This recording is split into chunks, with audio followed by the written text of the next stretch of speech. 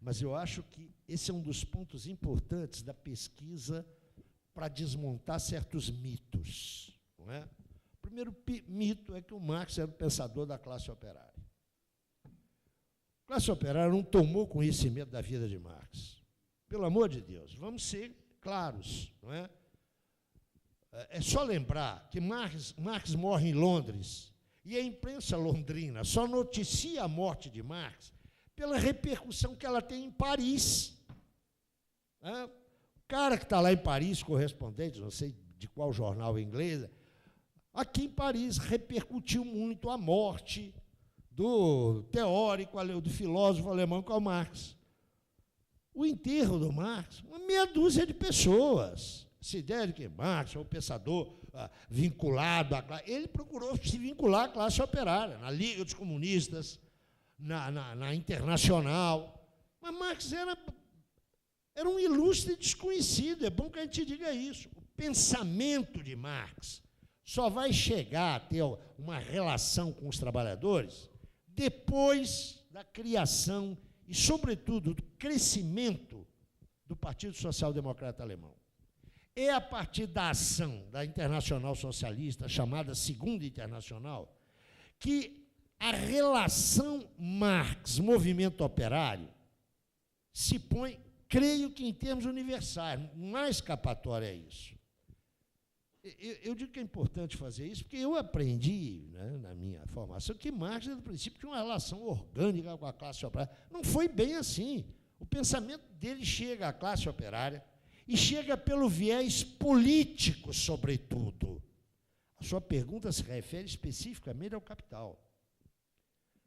O pouco que eu conheço, e eu quero dizer que eu não aprofundei nenhuma pesquisa sobre isso, mas o pouco que eu conheço me mostra que na Inglaterra, por exemplo, a recepção do capital é significativa entre historiadores. Ponto. Claro, há uma tradição do marxismo inglês significativa, inclusive para além das ciências sociais, atenção. Cientistas ingleses, cristalógrafos, se meteram com o marxismo e tiveram um papel importante na difusão de algumas obras lá.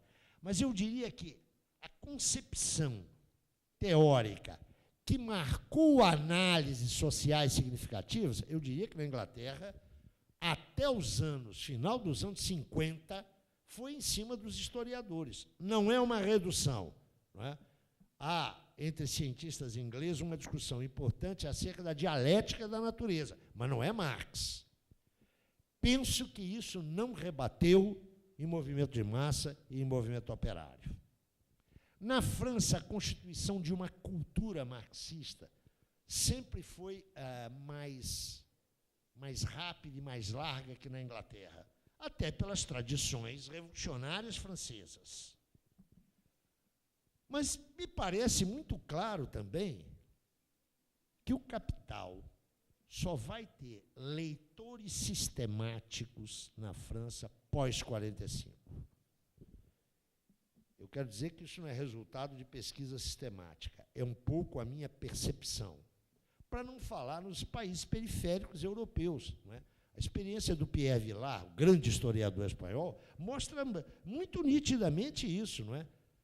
Ele é eu estou conversando com um pensador marxista de primeira importância na história, mas ele mostra como foi tardia a possibilidade dele instrumentalizar o marxismo na análise. Porque penso que a sua pergunta vai nesse sentido, como é que isso rebate em termos de análise, e não em termos de recepção formal.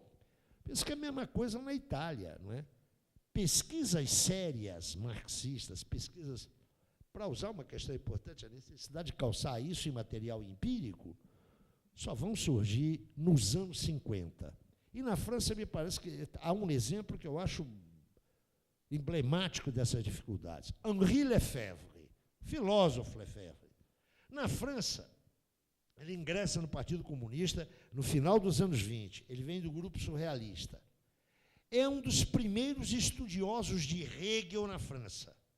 É o responsável pela primeira tradução dos cadernos do Lenin sobre a dialética do Hegel. Notem, figura importantíssima. É só em 1958 que o Lefebvre vai fazer uma pesquisa utilizando o instrumental analítico do Capital. É aquela pesquisa que ele faz, o Vale da Campanha, que é uma pesquisa que ele faz sobre, acho, La Vallée de la Champagne, não é? É um marxista dos anos 30, com uma produção enorme, mas note, a incorporação do debate do Capital é recente, no caso dele. É só para encerrar esse ponto, a hipótese que eu tenho, e a hipótese, professor, é que não houve nenhum grande interesse depois de 1919 e 20, e depois que o Instituto Marx Engels vira Instituto Marx Engels Lenin, não houve grande interesse na difusão do capital. Morre, ou sai da direção da Mega 1, Riasanov. O que vem depois não é a edição do Capital. A edição do Capital vai ser feita, basicamente, para a série em russo das obras do Marx, e essa difusão só vai existir mesmo a partir dos anos 50. É um pouco a minha ideia. E note, era uma difusão que estava claramente conotada com os partidos comunistas, com o movimento comunista oficial, ou seja, partidos comunistas vinculados a Moscou. A difusão foi, sobretudo, a difusão político-ideológica, né, muito forte. No caso brasileiro, isso é típico. O Partido Comunista aqui foi um grande partido entre 45 e 47. Teve uma editora, na verdade, um conjunto de editoras, que publicou muita coisa de Marx. Atenção, a Editorial Vitória publicou aquela célebre Obras Escolhidas em 3 volumes nos anos 50 e 60. Mas o Capital nunca entrou em cogitação. Era teórico demais. Bom, enfim, a Marina. Ô, Marina, eu estou convencido, mas isso o professor Heinz já se manifestou, não é?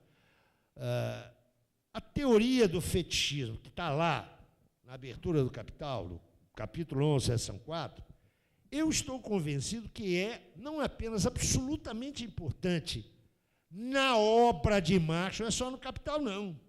Há muitos anos atrás, você não era nascido, eu escrevi um livrinho, onde eu dizia que a teoria do fetichismo, que abre a possibilidade de uma teoria da reificação, aquela que o Lukács levanta lá em 1923, é a adequação ao avanço teórico do Marx da teoria da alienação, lá dos anos 40. Eu não posso compreender a teoria do fetichismo se eu não compreendo a teoria da alienação. Mas a teoria do fetichismo não é a teoria da alienação. É uma teoria nova que trata especificamente da forma de objetividade social posta pela mercadoria. O professor Heinrich mencionou isso, eu não quero repetir. Mas quero dizer o seguinte, eu estou convencido que é a partir do fetichismo irradiado pela mercadoria, não é? Que é possível tratar de novas formas fetichistas, que não são apenas aquelas que Marx identificou. Não é? O desenvolvimento da mercadoria enquanto desenvolvimento do capital coloca novas realidades fetichistas para nós. E a verdade é que, neste campo, a nossa pesquisa avançou pouco. Ô, Pedro Paulo, eu não vou entrar nessa briga, eu quero te dizer por quê. Porque eu li o Mosley e quero te dizer que eu preciso de reler, porque eu não entendi grande coisa, não. Então, essa é uma briga de cachorro grande que eu não entro nela. Professor. Eu vou responder mais rápido, vocês devem estar cansados, eu também, mas tem algumas coisas que eu preciso sublinhar. Primeiro, não existe nenhuma possibilidade de você entender o Marx em geral e o Capital particularmente sem a ideia do fetichismo. Ele passa o tempo inteiro do Capital discutindo com a forma como as coisas aparecem e as conexões fundamentais desse modo de produção, né? Eu dei o exemplo, e vou dizer, os marxistas que se seguiram, vou citar, desculpe, o ter que citar aqui Karl Levitt, por exemplo, não é? Adorno, Theodor Adorno, que escreveu A Dialética do Iluminismo, ou, não é? Do que ele está falando? Ele está falando da capacidade desse sistema de produzir ilusões, né? Além da mídia de massas, que é o máximo da encarnação dessa possibilidade de produzir ilusões, né? Mas ele, do que está falando o Adorno? Está falando de uma dolorosa capacidade desse sistema de iludir a razão e de transformá-la em mito. Isso nasce não só, nasce da teoria da ideia do fetichismo, como nasce também de uma revisão da teoria da alienação do Hegel, porque no Hegel a alienação era uma forma de enriquecimento, certo? O Marx falou, não, é uma forma de empobrecimento. O primeiro livro que estava dizendo para ele aqui, o primeiro livro que eu li sobre o Marx, com 16 anos, no seminário dos jesuítas, que jesuíta é terrível, né? Foi um livro de um jesuíta, chamado Jean-Yves Calvez. Admirável. Primeiro livro. Eu não sei se eu entendi muita coisa, né?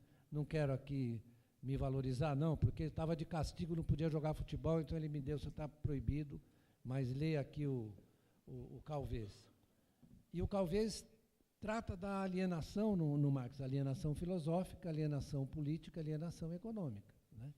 E é um livro magnífico mesmo, não é uma má iniciativa. Então, o fetichismo é inseparável. Eu estava falando aqui do capítulo da concorrência. O capítulo da concorrência é um capítulo sobre as formas aparenciais, sobre as formas sobre as quais os capitalistas tomam decisão, que são formas, na verdade, fetichizadas do capital, certo? Então, essa relação entre ilusão e realidade, entre aparência e essência, né? Na verdade, o Foucault diz uma coisa muito interessante. Ele diz assim, no Marx, a superficialidade, no Marx e no Nietzsche ele fala, o Marx e no Nietzsche a superficialidade é profunda. Diz o Foucault, no Marx e no Nietzsche a superficialidade é profunda.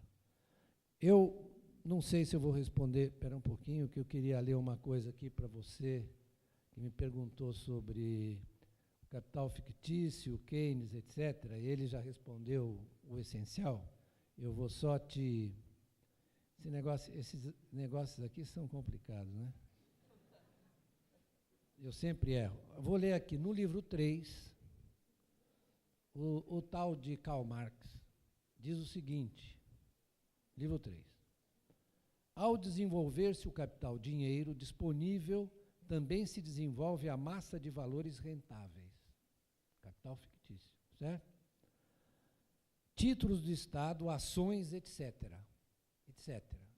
Eu não sei o que é. Mas aumenta ao mesmo tempo a demanda de capital dinheiro disponível, posto que os que especulam com títulos e valores desempenham um papel fundamental no mercado de dinheiro. Aí diz ele, com aquela ironia que ele tem, se todas as compras e vendas desses títulos não fossem mais do que expressão dos investimentos reais de capital, seria acertado dizer que não influem na demanda de capital de empréstimo. Matou a pau. É o capital fictício e as posições de capital fictício são financiadas a crédito. A gente está assistindo esse filme hoje aí, né? Assistimos esse filme hoje. Então, tem um outro sujeito aí, para ver, os dois estão perto aqui. Diz o outro sujeito, há uma multidão de ativos reais no mundo, os quais constituem a nossa riqueza de capital. Construções, estoques de mercadorias, bens em processo de produção e transporte, assim por diante. Os proprietários nominais desses ativos, no entanto, têm frequentemente tomado dinheiro emprestado para se apossar deles. Em contrapartida, os verdadeiros possuidores da riqueza detêm direitos, não sobre os ativos reais, mas sobre o dinheiro. Certo? Uma considerável... Eu vou parar aqui. Quem é esse sujeito aqui? João Beldroegas, não. John Maynard Keynes. Né?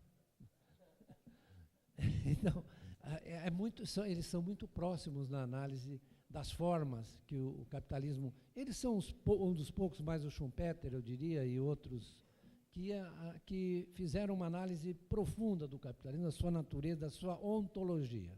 Certo? Quanto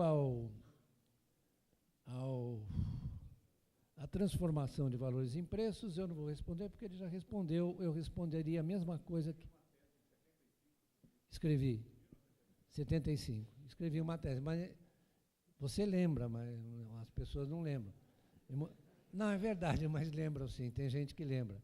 Mas eu já escrevi e falei a mesma coisa que ele falou aqui, sobre a transformação. No meu livro aí, o novo, vou fazer propaganda, o Capital e suas Metamorfoses, está a mesma discussão, eu recoloco a discussão. Tem um problema com... Ele foi preciso. Se trata de uma transformação de formas. Não se trata de uma questão quantitativa. Você fazer a conta para saber, né? Eu disse até que na concorrência, a taxa média de lucro, diz ele, eu não vou reler aqui porque tem que passar para um outro negócio, a taxa média de lucro está na cabeça dos capitalistas. E o que importa a ele é a dinâmica da concorrência e da ocupação dos setores que os capitalistas julgam que são mais rentáveis. Então, é isso que é o problema da transformação, né?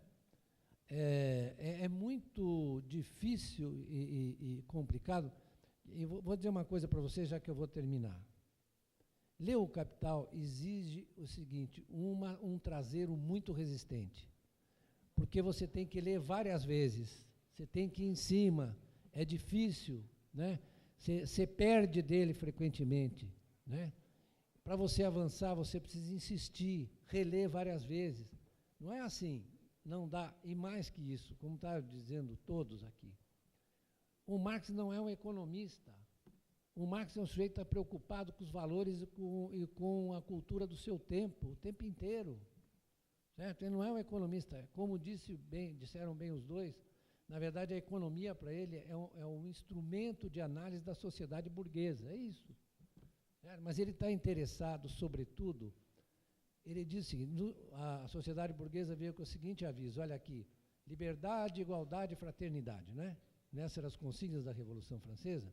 Muito bem, como ele, na verdade, tinha um respeito pela história, ele falou, ótimo, isso foi o que a humanidade trouxe até aqui, não é isso? A humanidade, na sua luta, trouxe até aqui, liberdade, igualdade. Agora, vamos ver se isso se realiza nessa sociedade. Aí ele foi analisando e falou, para se realizar, é preciso que a sociedade se transforme em outra coisa, certo? Mas não vai ser assim, não tem nenhum determinismo, como ele disse. Não vai ser assim, né? Vai ser com muita construção social. Eu, por exemplo, né, me considero um social-democrata, se é que existe algum parecido. Eu acho, por exemplo, a construção do pós-guerra foi uma coisa fantástica, né?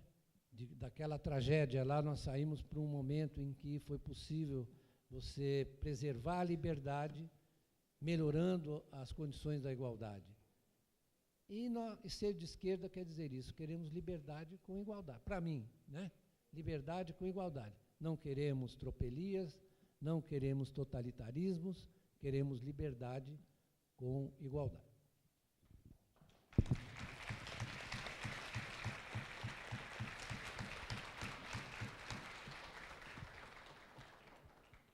Infelizmente, nosso tempo acabou. Eu queria chamar o pessoal que vai fazer o sorteio dos livros. Queria agradecer os componentes da mesa, o Michael Heinrich, o Zé Paulo Neto e o professor Beluso, que fizeram essas brilhantes exposições. Tá? Então, muito obrigado a eles.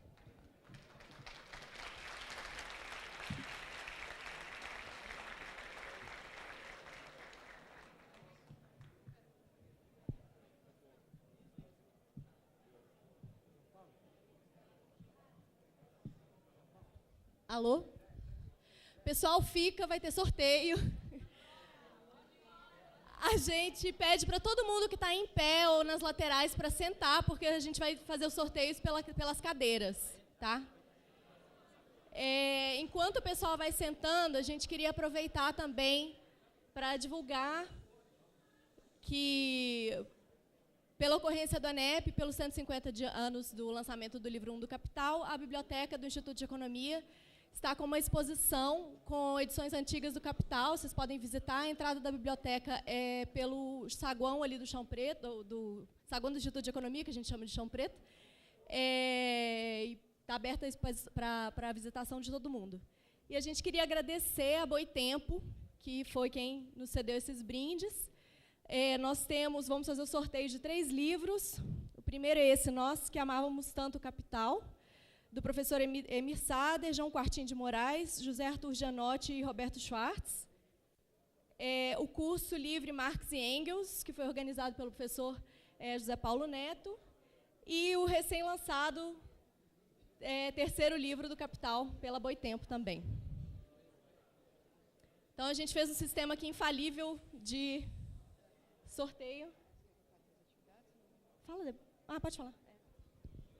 Gente, só anunciando o que vai ter hoje ainda, das 2 às 5 são os grupos de trabalho, é aberto para quem quiser ir. A maioria vai ser no Instituto de Economia, tem um que vai ser no IFISH. E quando está pavilhão da pós na programação, é pós-graduação do Instituto de Economia mesmo, tá? E aí o COF, no final da tarde, vai ser aqui mesmo, e aí emenda a abertura e a sessão especial do Reinaldo Carcanholo com o Costas, Lapavitsas. E então agora a gente vai fazer o sorteio. Eu só vou explicar a lógica, assim. São esses 3 copinhos, cada palestrante vai sortear um dos livros. Ou não.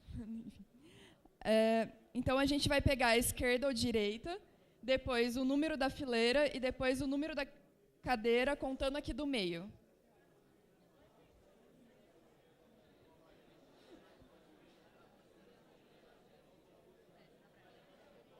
Pode ir. Não, pode deixar aqui. Deixa que a gente abre. Primeiro vai ser esse. Sorteio, já pega dos outros 2 copos. Professor, pega dos deles.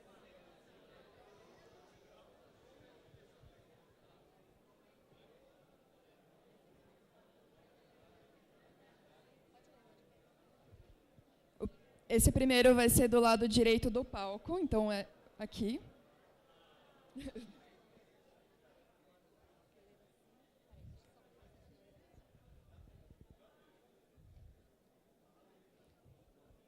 Então, é do lado direito, a 5ª fileira, 1, 2, 3, 4, 5, a primeira, é você. Se entrega?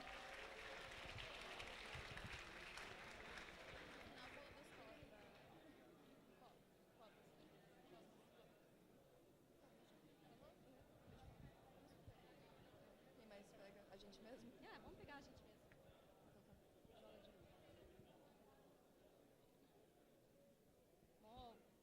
Programa de auditório.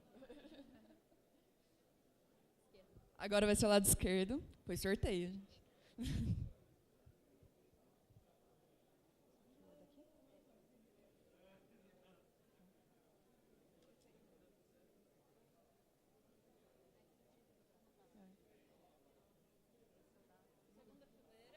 Segunda fileira.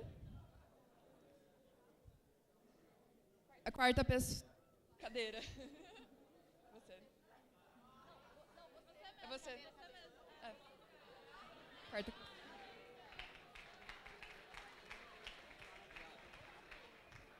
Agora vai. Quarta cadeira mesmo, a pessoa é cadeira. É que eu tava fazendo meio. Agora direita. Aquilo ali é a cadeira que ela já tirou. Cadeira. Então agora vai ser do lado direito. A 5ª fileira de novo. 1, 2, 3, 4, 5. A 11ª pessoa, se contando. Cadeira, perdão, cadeira.